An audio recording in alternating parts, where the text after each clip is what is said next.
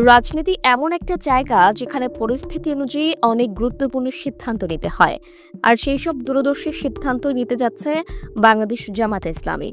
ইতিপূর্বে তারা দলের রোকন কিংবা সক্রিয় কর্মী ছাড়া কাউকে নির্বাচনে মনোনয়ন না দিলেও এখন তারা দলের বাইরের বরেণ্য আলেমদের কাছে টানছে। এরই ধারাবাহিকতায় কুষ্টিয়া ৩ আসনে জামাতে ইসলামীর টিকিট পেয়েছেন মুফতি আমির হামজা। গুঞ্জন আছে আরও বেশ কয়েকজন জনপ্রিয় আলেম এবং ইসলামিক বক্তাকে নমিনেশন দেওয়ার কথা চিন্তা করছে জামাতে ইসলামী। দলটির কর্মী ও সমর্থকদের মধ্যে যে আলেমকে নিয়ে সবচেয়ে বেশি আগ্রহ তিনি শেখ আহমদুল্লাহ। তিনি এমন একজন ইসলামিক ব্যক্তিত্ব যাকে সম্মান করেন দেশের সব ধর্ম বর্ণের মানুষ। তার উপর ভরসা করেই আনসুন্নাহ ফাউন্ডেশনের দান করেন হিন্দু ধর্মাবলম্বীরাও। দেশের বিভিন্ন সংকটে দ্রুততার সাথে এগিয়ে আসেন শেখ আহমদুল্লাহ। এমনকি দেশ কিভাবে এগিয়ে যেতে পারে সে ব্যাপারেও বিভিন্ন সময় পরামর্শ দিয়ে থাকেন এই ইসলামিক বক্তা। জামাত ইসলামীর বেশিরভাগ সমর্থক দাবি জানাচ্ছেন শেখ আহমদুল্লাহকে দল থেকে নমিনেশন দেওয়া হোক। এক্ষেত্রে শেখ আহমদুল্লাহর জন্মস্থান লক্ষ্মীপুর সদর কিংবা নারায়ণগঞ্জের কোনো একটা আসন থেকে তাকে নমিনেশন দেওয়া যেতে পারে, কারণ এখানে ভূমিপল্লী জামে মসজিদের খতিবের দায়িত্ব পালন করছেন আহমদুল্লাহ।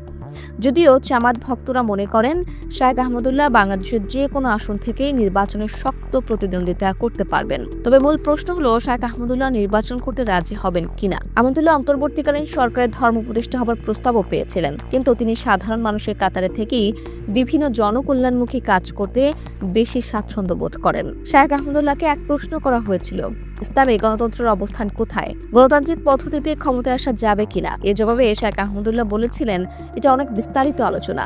এখানে বেশিরভাগ মানুষ মনে করে গণতন্ত্র মানেই হলো ভোটাভুটি। তবে শুধু ভোট দেয়াই গণতন্ত্র না, এটা গণতন্ত্রের ছোট্ট একটা অংশ। ইসলামী শরিয়া দৃষ্টিকোণ থেকে দায়িত্বশীল নির্বাচনের জন্য মতামত গ্রহণ করা মৌলিকভাবে জায়েজ আছে। খিলাফায়ে রাশিদার কারো কারো নির্বাচনের ক্ষেত্রে এভাবে মতামত গ্রহণ করা হয়েছে। তবে গণতন্ত্রের যেভাবে ঢালাওভাবে সবার মতকে সমানভাবে দেখা হয়, ইসলামী শরিয়াতে তেমনভাবে দেখা হয় না। ইসলামী শরিয়া দৃষ্টিকোণ থেকে গুরুত্বপূর্ণ বুদ্ধিমান বিচক্ষণ মানুষের মতামত এবং একজন সাধারণ মানুষের মতামত সমান নয়। গণতন্ত্রে যেসব ভালো কিছুর কথা বলা হয় সেগুলো ইসলামেও আছে, আলহামদুলিল্লাহ। তবে গণতন্ত্রের সাথে ইসলামের একটা মৌলিক সমস্যার জায়গা আছে।